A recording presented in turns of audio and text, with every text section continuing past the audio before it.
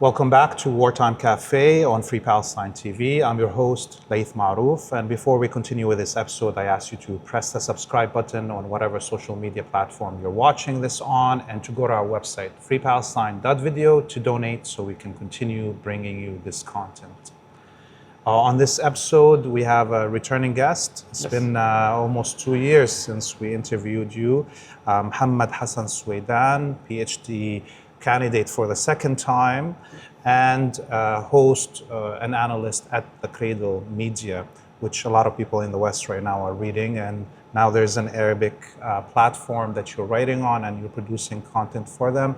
Thank you very much for coming back. Thank you. Mohamad, there's a lot to talk about. One of the things that you published lately was about the attack on Qatar. It was published in Arabic. So maybe it's good to get the audience in the West to understand what you are writing about. There's a lot of discussion why the Zionists attacked Qatar at this moment. What does this mean to the vassals of the West in the region, or those who are allied with the United States? What was your take in this article about this attack on Qatar? First of all, every article I write for the Cradle is published on Arabic on the Arabic website, and on English on the Cradle English website.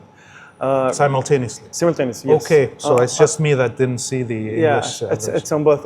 Maybe it's sometimes a couple of hours later, but on the same day they're published on both websites. Regarding Qatar, you know, when we speak about international relations, there isn't only one reason driving decisions. There are always several reasons that drive any decisions taken on the international stage or on the regional stage. When you speak about Israel targeting an American ally, which is classified as a strategic ally out of the NATO for the US, there should be several reasons that drove these decisions. So based on, in the article I explain these several reasons. Number one, it was very interesting that the first time Netanyahu spoke about changing the Middle East was on October 9, 2023, meaning 2 days after October 7, 2023. Only after 2 days he spoke that he will be going to change the Middle East starting from Gaza. So he told all the region that he will target every place he finds suitable in order to achieve his political goals or military goals in the region. So first of all, he did what he told us he's going to do. So the first reason is to tell the region about Israel's new military doctrine, military strategy, which works by spreading fear in all the region. Wherever Israel finds that this should be a goal, it's going to target it. And the main thing it wants to achieve is spreading fear. And this takes me back to the book, the famous book, The Prince by Machiavelli, which he speaks about. The most important thing is fear. It's better to be feared than to be loved, because when you are feared, it's the maximum you get obedience. And that's what Israel wants today. It wants to spread fear because it thinks that this is how I get the maximum obedience from allies, from friends, from enemies, from everyone in the region. So number one is telling the region that this is my new military doctrine. Number two, also Netanyahu told all the region that there shouldn't be a safe place for Hamas, what he calls them terrorists. So he also told the region that he is gonna target Hamas leaders wherever they go. So he wants, the second message is no safe place, no safe haven for Hamas leaders in the region. Number three is a message towards the domestic politics inside of Israel. He also wants to toughen his stance regarding the right wing, because the right wing is the most reliable part for him to stay in power. So it's a message to the right wing. Number four, he is also targeting or sending a message to the Qatari media, because the Qatari media have played a very important role in spreading the Palestinian narrative and Hamas narrative. So he is punishing Qatar, which is a sponsor for, which supports this media. And the fifth and final cause is regarding the timing. Well, he targeted Hamas while they were studying an offer to stop the war. So he targeted Doha, where they were mediating in direct negotiations that were already happening. What's the reason? He wanted to tell all the world that I don't want mediation. I don't want to stop the war. And let's go back. Also, Netanyahu told the whole world that he entered to Gaza to end the resistance, not to go towards mediation with it. So every part or every goal he wanted to achieve, he spoke about it previously. He spoke about punishing media. He spoke about changing the Middle East. He spoke about not needing mediation. He spoke about ending the resistance. He spoke about no safe place for Hamas leaders. All what he wanted to achieve, he already told the region that he wants to achieve. And these were the 5 main reasons he targeted Qatar during that time. So what does it mean to Qatar? Okay, so let's presume right now Qatar is still producing the media that is producing Al Jazeera, and is still hosting Hamas leadership. And they had this joint Arab League, Organization of Islamic States meeting in Doha yesterday, and all they came out with is just statements as usual. Will Qatar actually expel Hamas? Will Qatar change its media strategy? I really believe that to a certain limit there is going to be a change in Qatar's policy, or how it treats Hamas, or how its media treats Hamas. If not now, later. Because Qatar and other countries, because let us put something straight. Targeting Qatar is a message to the whole region. It's not only to Qatar, it's to Turkey, it's to Egypt, it's to every Gulf country, it's to all the countries of the region, that you may be next. When you say that there's no safe place for Hamas, well, Hamas are today in Istanbul. Hamas are today in Egypt. So why won't these countries be targeted by Israel? So what Israel wanted to send is not only a message to Qatar, but to all the region, number one. Number two, because of that, today we have an alarm that rang in all the region. The faster you get the message, the less you get the consequences. Today, you either have one of two choices. Either you abide and you obey what Israel wants you to do, or you go towards not confrontation, but you escalate to a certain limit to try to deter Israel. It's obvious till now that there's no escalation. It's obvious till now that no country in the region is willing to take any stance regarding Israel, not politically, not economically, not militarily, not in any aspect of that. Even to just to pause the political relations between some Gulf countries and Israel, this hasn't been taken. This decision hasn't been taken. So when you don't take a decision regarding escalation, which should deter Israel, then what's the other choice? You either stay like what you're doing now, and Israel told you that it's going to hit you again, or you obey it in a way that you think that you're not going to be targeted a second time. So I think today Qatar and all the other countries in the region are between two choices. Either they continue what they are doing, which is too satisfying for Israel anyway, or they try to obey Israel in a way that they think would push it away from them. I believe that Qatar and other countries in the region are more near to give Israel partly what it wants, not everything. And I think this is why the Americans have been trying to increase the good relations with Qatar. Well, we see Trump sitting with the Qatar leadership in the past days. We see positive messages, the US declaring that there is a military agreement that's going to be signed in the next couple of days. There's so many messages. This is part of a full package, a huge package for all the region. You have two choices, either obedience by fear or you will get targeted. I think the Arab countries are more going towards obedience by fear. So the only thing that changed, given that in 80 years, the Zionists have never attacked any Gulf state. Yes. The only thing that changed is the non-existence anymore of anti-colonialist, anti-imperialist, anti-Zionist Arab states. With the fall of Libya, with the fall of, before that, of course, Egypt with the Camp David Accord, with the fall of Iraq, with the fall of Syria. literally now there is no more states that resist in the Arabic world, the Zionist colony. Is that why now the Zionists don't care about attacking vassals of the US like Qatar? No, I don't think so, because there wasn't these kind of states before October 7. And these were never targeted by Israel. I think the main reason is... What do you mean? Like, I mean, there was Syria that fought the Zionist colony. And it was targeted. What? And it was targeted And by it was Israel. targeted, Yeah. yes. So they were kind of the punching bag of Israel. Now that these resistors are not there, there's no need to be nice to vassals of the US like Qatar. You know what the Arab countries failed to acknowledge today? They failed to acknowledge that what used to protect their capitals was the axis of resistance. Was that there was in the region several countries and groups that were deterring Israel not only from hitting them, but also from hitting other countries in the region.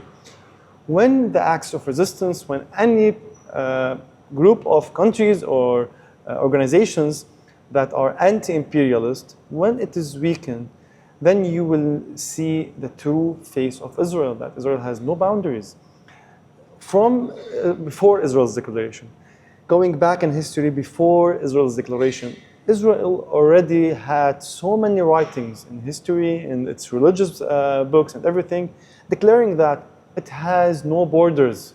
So at the end of the road, when you give it some chance, it will go and target you, no matter if you are an ally or friend or an enemy. So what led to what encouraged Israel to hit Qatar was that there is no deterrent actor in the region today.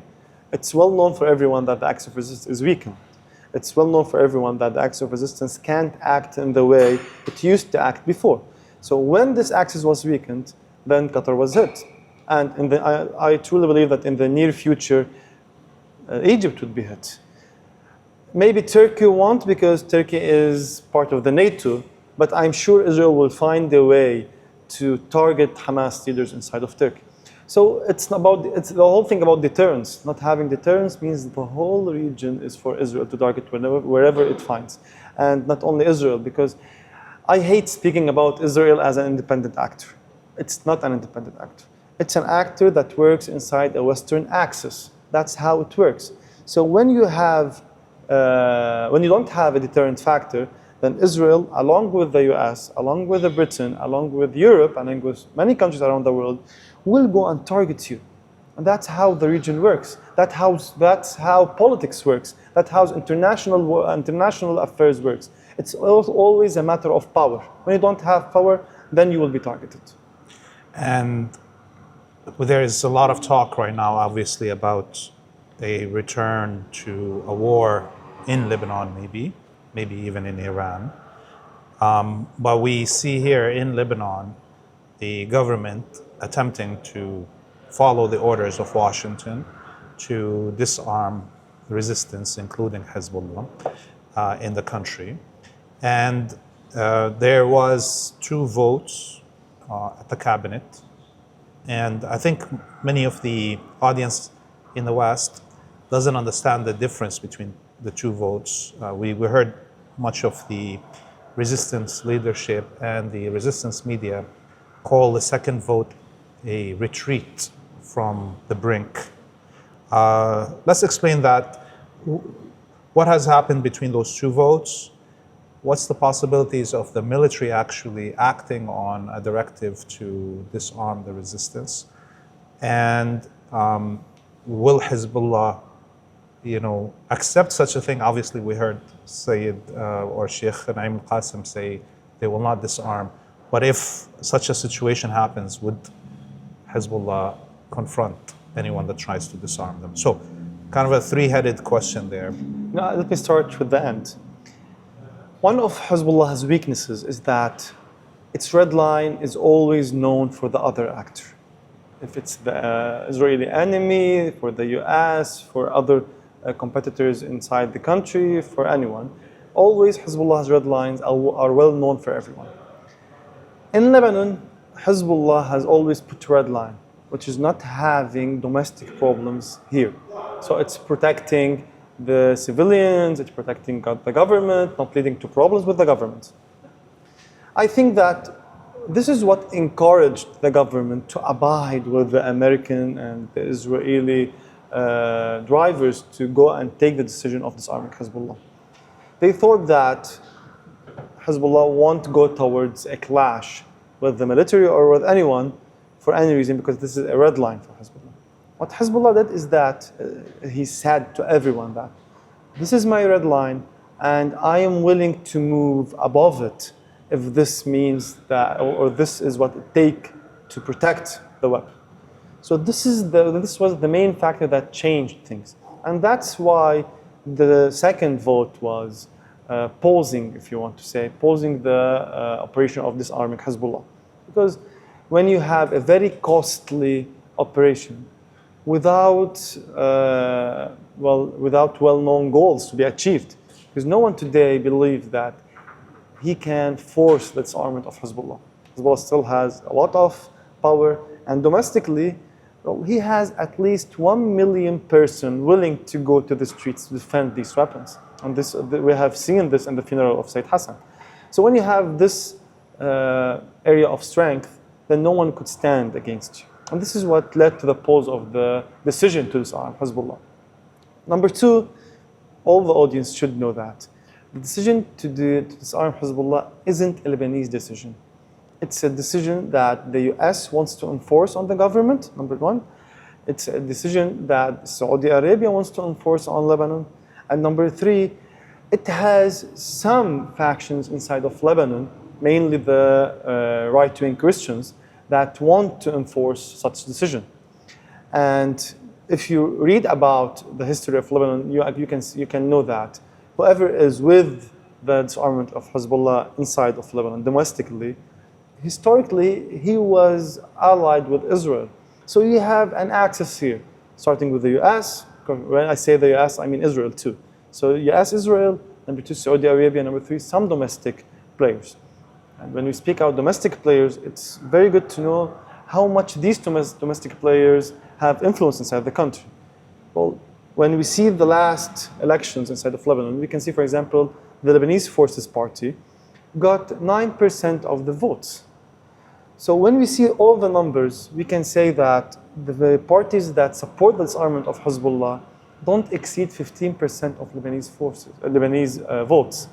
Whereas on the other hand, only Hezbollah and Harakat Amal alone, they have around 33%. So we can see a huge gap between these two. So and let's add also the surveys and the polls that were conducted in Lebanon that showed that the majority of Lebanese people aren't with the disarming of Hezbollah. 65%. Exactly.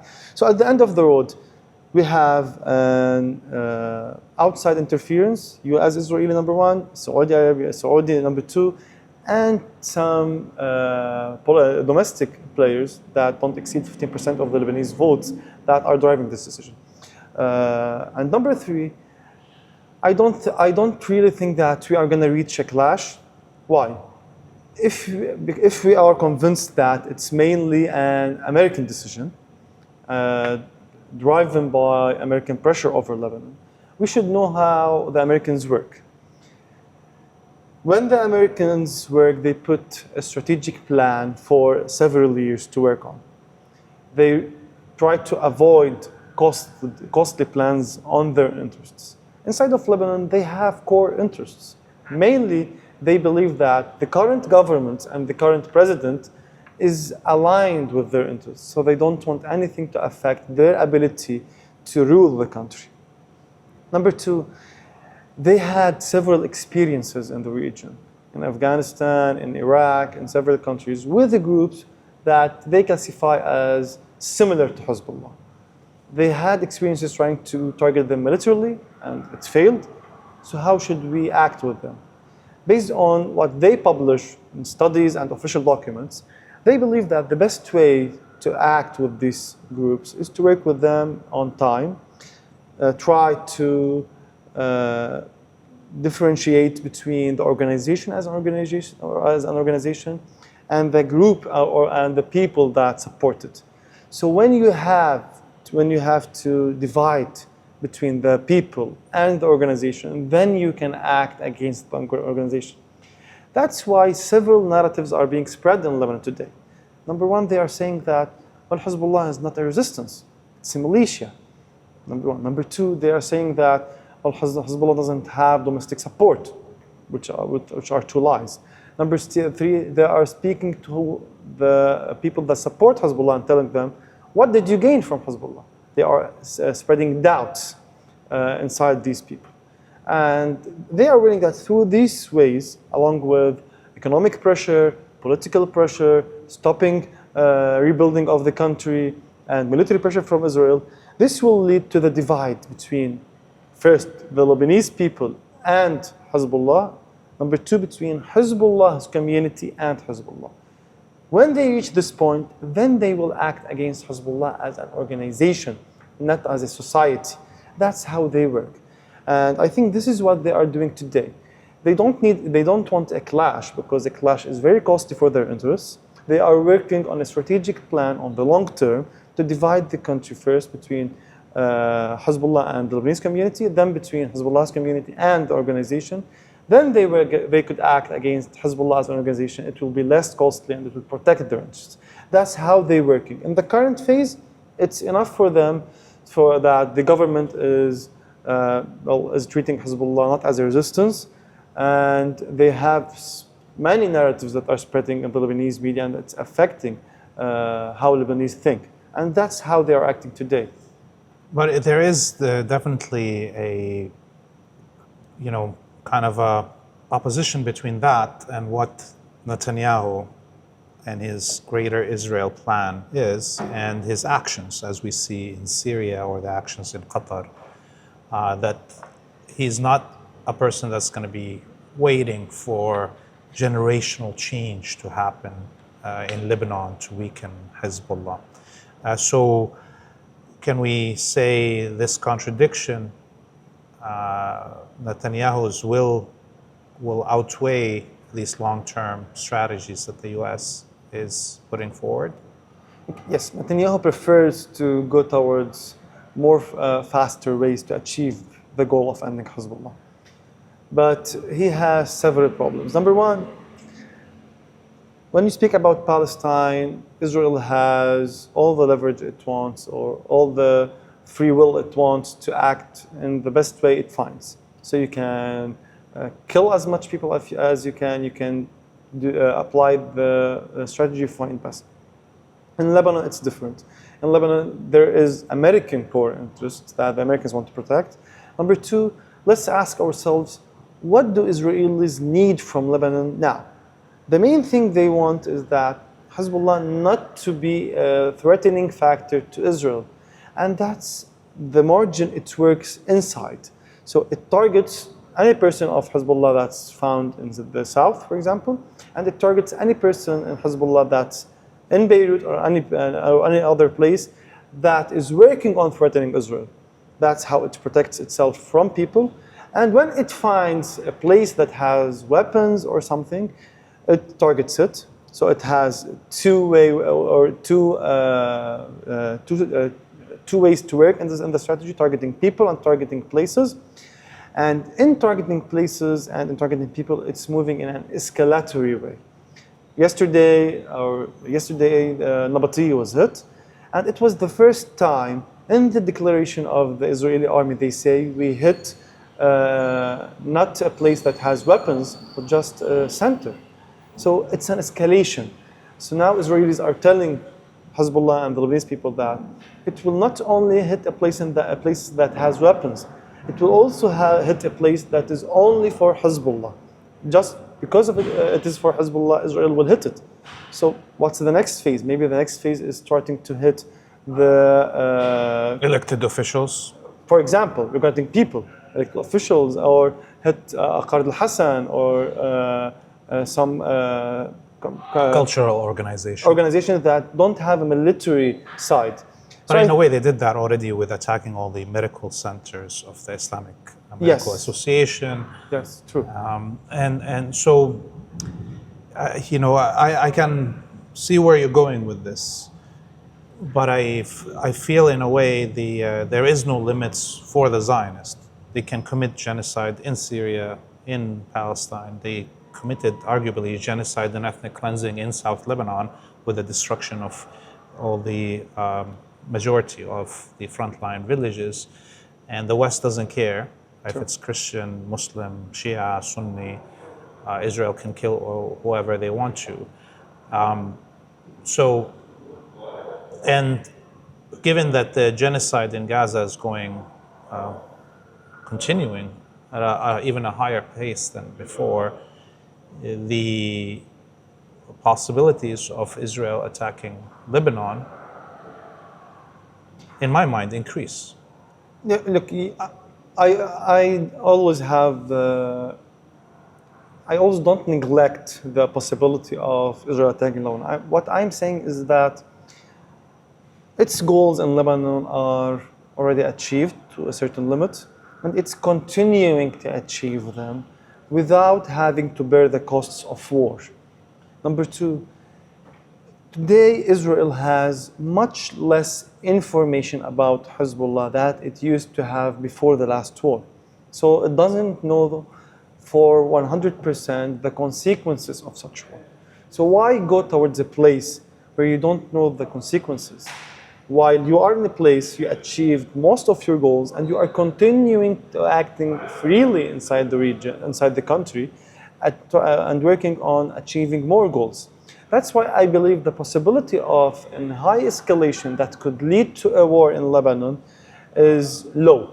It doesn't serve Israel, or Israel is not sure that it serves it, and or Israel already has so many achievements inside of Lebanon. And number two, I don't believe that it serves American interests. So because of that, I believe the possibility of returning to the war like the war in September is low, but I don't neglect it. It's possible, but I don't give it a high percentage of possibility. That's it. There's a Chinese professor, Jiang Zioqin, I think I'm pronouncing it right.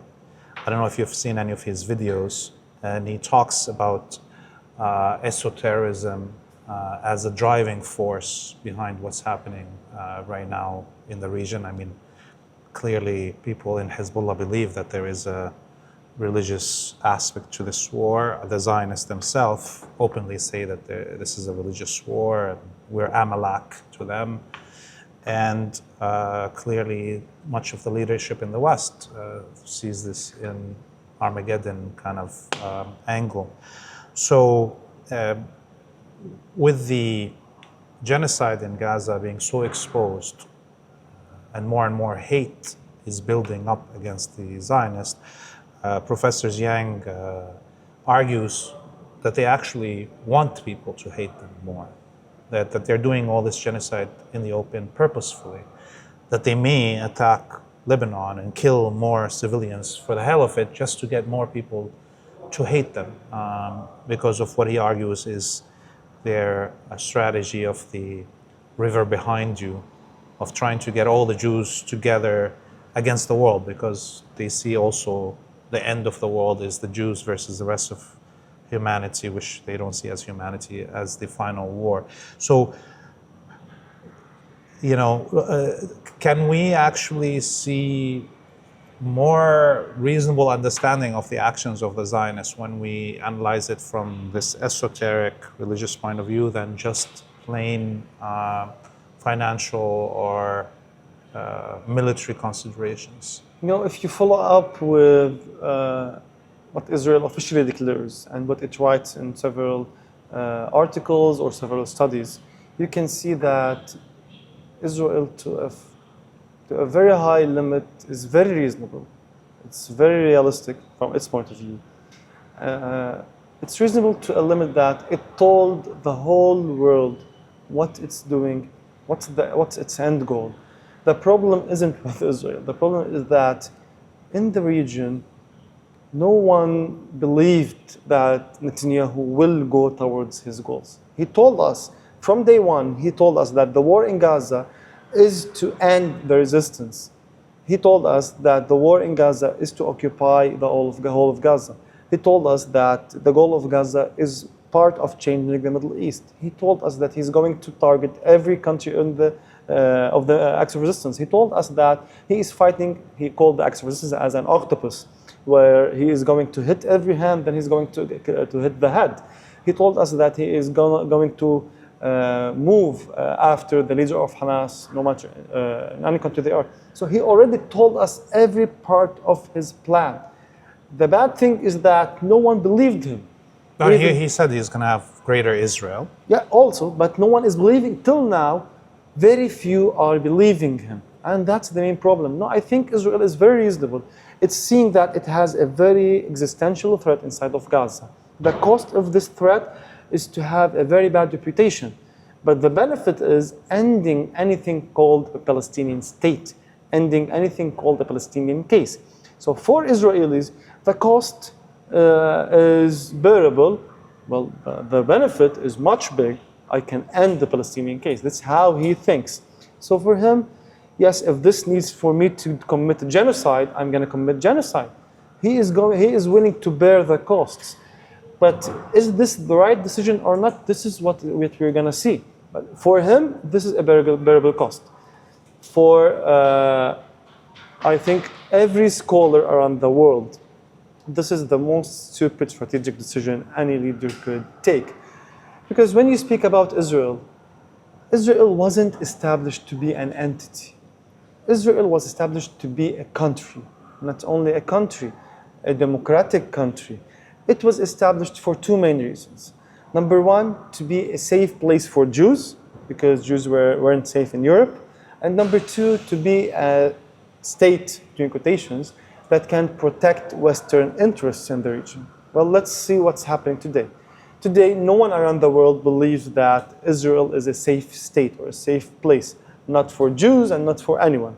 And number two, you know, there was an Israeli research center that published a study a couple of days ago, on August 27th. In the study, he analyzed how Israel's air defense works.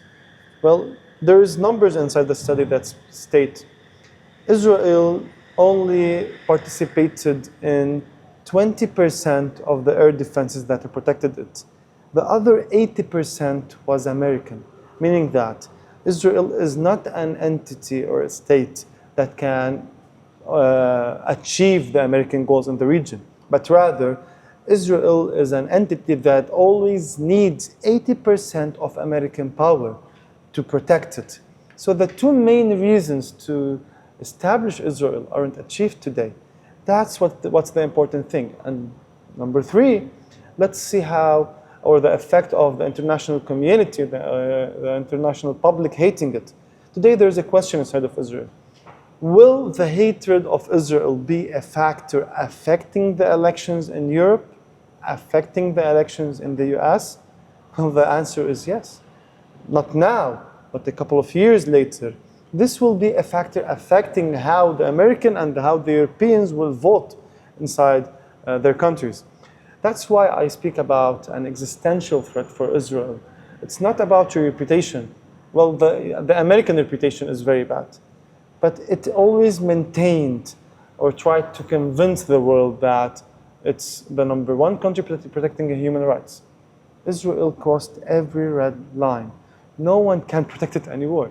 Even the United Nations, they published a report today that said that Israel is committing a genocide.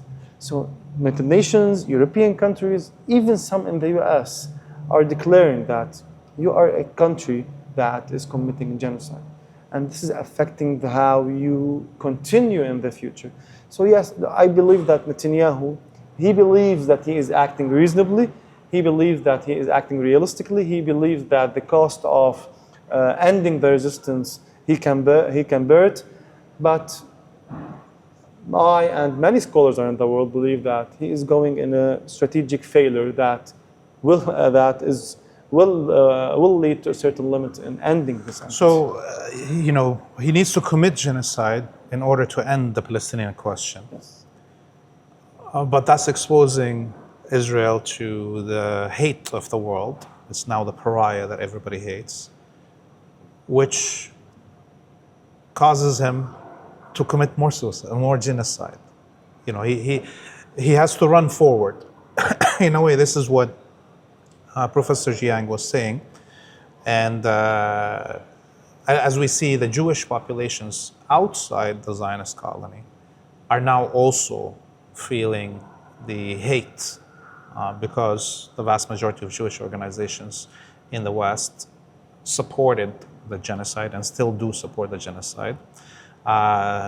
These pressures that are mounting within Western societies, whether the beginnings of ostracization of these Jewish communities inside these Western societies, or the widening chasm between the public opinion and the political class as a whole in countries like the UK and European Union members and Canada and the United States, is forcing also repression of the populations, as we saw with the UK voting to declare Palestine Action as a terrorist organization, or the new laws that are being put in the US, which will allow the American government to withdraw the passport and ban the travel of any citizen that criticizes Israel. This is in the way.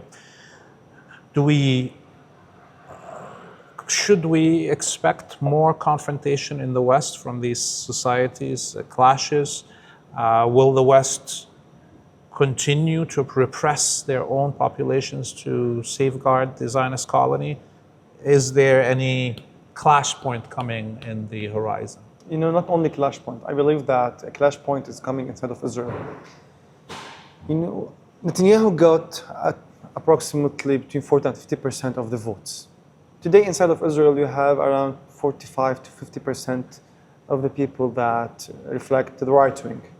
To have half the community that has a liberal ideology, that truly believe in democracy, that thought that Israel will gonna end as a democratic state.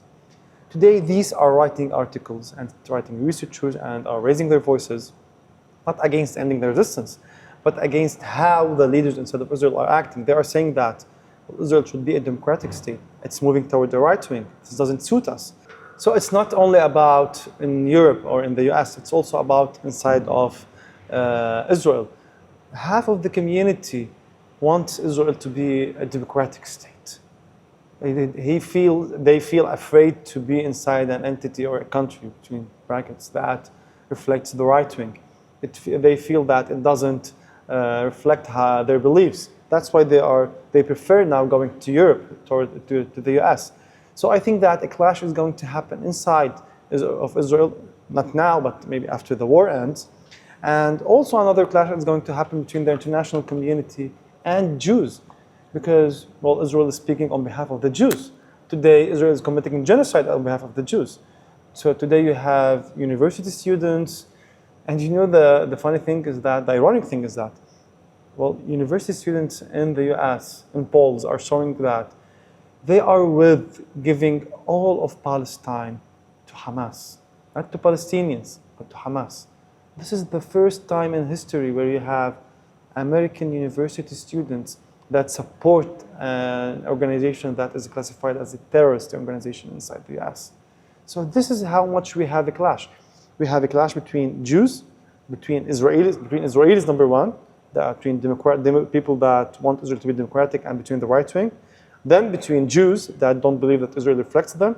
Then between Jews that are Israelis, and between the Western audience. So we have all these levels. The problem with the acts of resistance is that they always work on strategic goals that aren't seen directly, but you need years to see. And I always give the example of the Soviet Union. The Soviet Union didn't collapse because something happened in 1989. It collapsed because of several reasons, starting since 1950s till 1989 or 1990s, beginning of 1990s. I think this is what's happening with Israel. The reasons to collapse are starting to be obvious. But in order to collapse, it doesn't happen the day after. It happens in a cumulative way. It needs years to happen. But the reasons are found, and this is what we should concentrate on. So this clash that is building up, which one is going to come first? The end of the genocide by the killing of all the Palestinians, or these pressures that are mounting will come before that? This is, of course, the biggest question on the table. I don't think that the pressures today reach a limit that they can stop the genocide. They are pressures that, as I said, they are cumulative, that they can add with time, that they will be some of the factors that will lead at the end of the road to the end of the entity. Because no country can be established if the whole world hates you, if the whole world stands against you, and if the whole world doesn't want their countries to have relations with you. So these factors don't stop the genocide. They are factors that we should believe that on the long term they will have an effect on the continuity of Israel. But I'm sorry to say that the only factor that would stop the genocide today is using power. If Israel doesn't feel afraid to continue the genocide, then nothing will lead to stopping the genocide. And that's why today the Arab countries in the region are partly responsible for the genocide inside of Gaza. Inside of Gaza, because when you don't give Israel a reason to stop, then it won't stop. That's why Israel is continuing, because it thinks the cost of continuing is bearable. And that's why Israel, after hitting Doha, it may hit Doha again.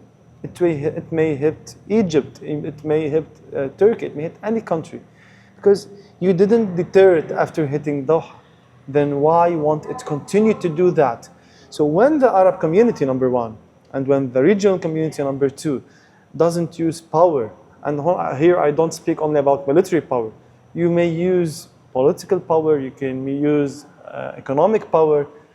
When you don't use these factors to deter Israel, to try to convince it to stop, it won't stop.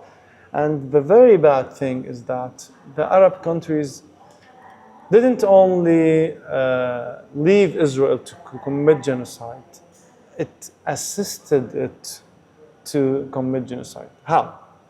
When Yemen started a siege, or to work on a siege on Israel, an economic siege on Israel, what happened?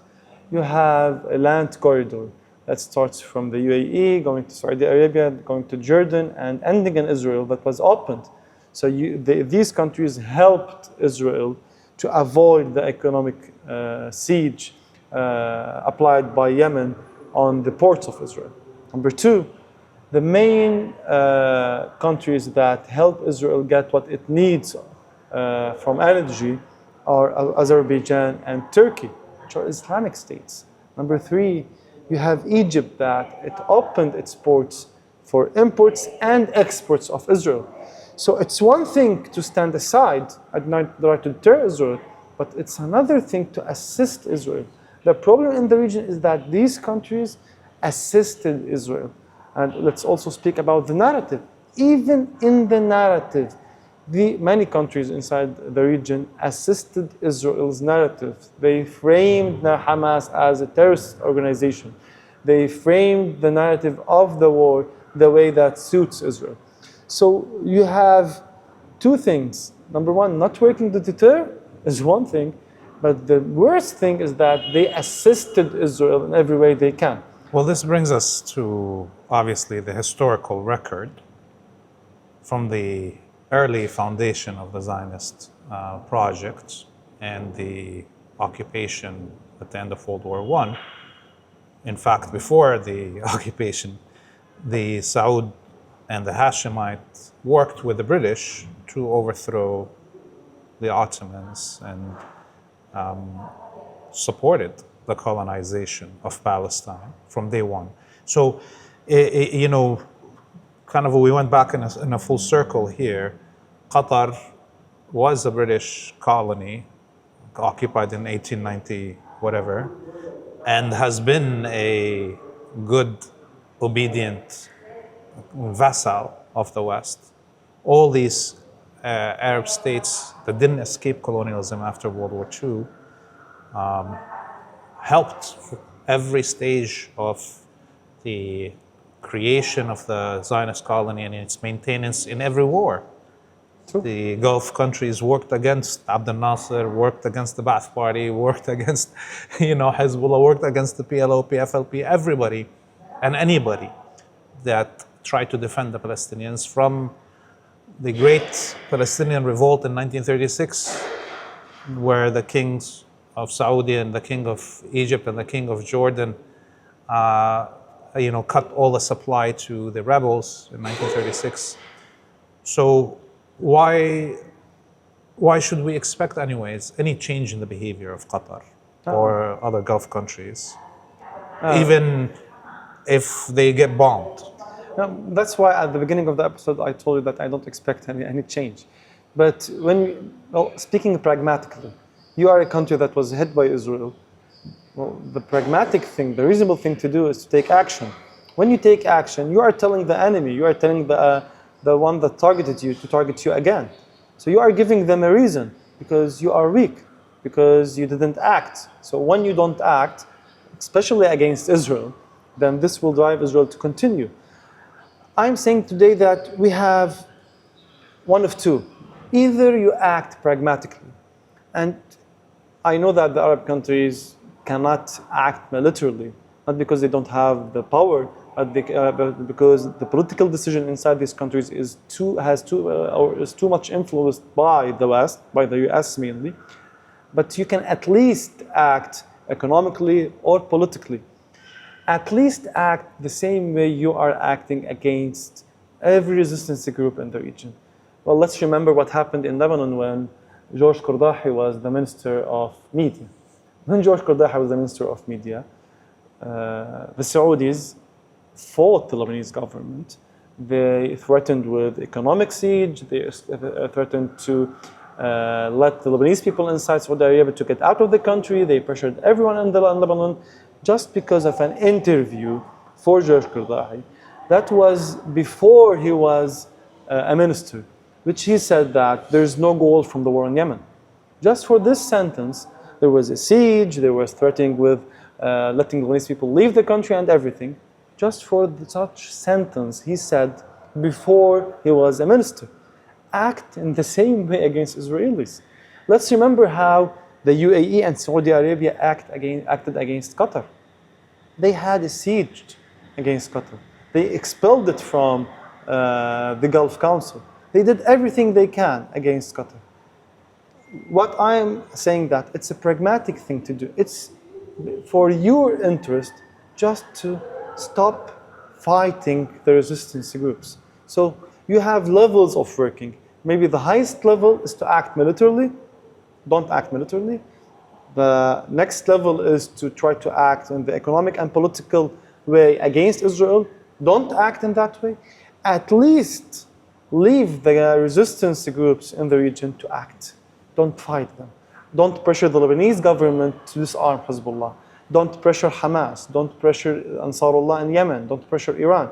At least leave these resistance groups to act against Israel. Don't interfere with them. Don't try to pressure them. And when they are strong, they deter Israeli aggression against you. So we have levels. We are asking the Arab countries to act in the least pragmatic level, just to leave the resistance groups alone. And I think your ask is going to fall on deaf ears because, in a way, the project of Greater Israel is already in effect. Yes, true. An Israeli can go to Egypt and do business and buy up the country and literally enslave the Egyptian people. He can walk into Damascus right now, into the old synagogues under protection of HTS. They can go all the way to Aleppo. They can go under Kurdish-controlled areas in Iraq.